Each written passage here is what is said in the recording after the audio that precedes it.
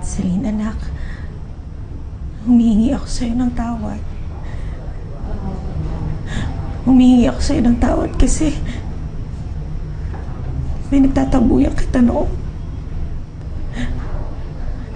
I hope you understand kasi ang hirap lang kasi tanggapin, no, ha? Malaman na nagbunga pala ang affair ng daddy mo at ng Josephine na yun, eh. I just felt so betrayed, anak. After everything, I just feel so used.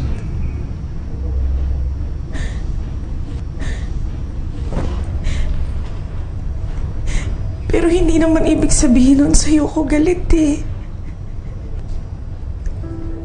Pinag-aralan ko, tingnan ka nang hindi ko nakikita si Josephine.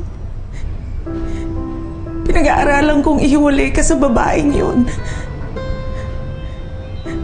Kasi alam mo, anak, lagi kong iniisip, ang dami-dami na natin pinagdaanan.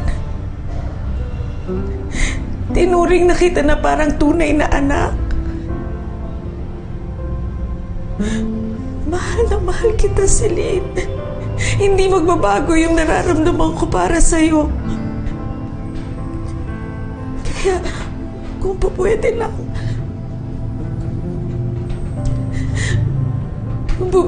bigyan mo ako ulit ng pagkakataong maging mommy mo.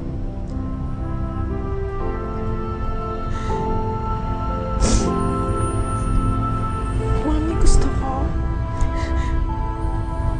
Pero paano ko gagawin yun? Tuwing tinitignan ko po kayo, naaalala ko lang na buhay pa lang nanay ko. Tuwing tinitignan ko kayo, hindi ko maiwasang i-compare kayo kay Josephine.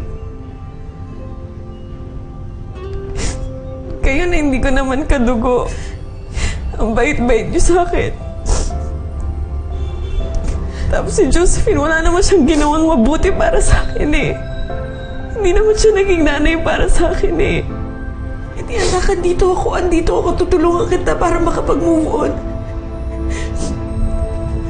Gagawin ko lahat na pag nakikita mo ko, hindi mo siya nakikita. Nakikita mo lang.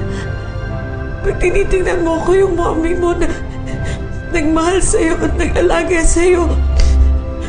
Na hanggang sa ngayon, mahal na mahal ka, pero parang tunay na anak.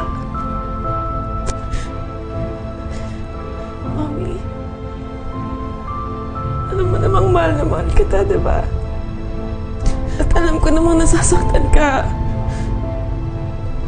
Pero sana pabayaan mo na muna ako. Celine, kailangan kita, eh. Kailangan ka namin ng mga kapatid mo. Mami, kailangan ko ng panahon para makapag-isip.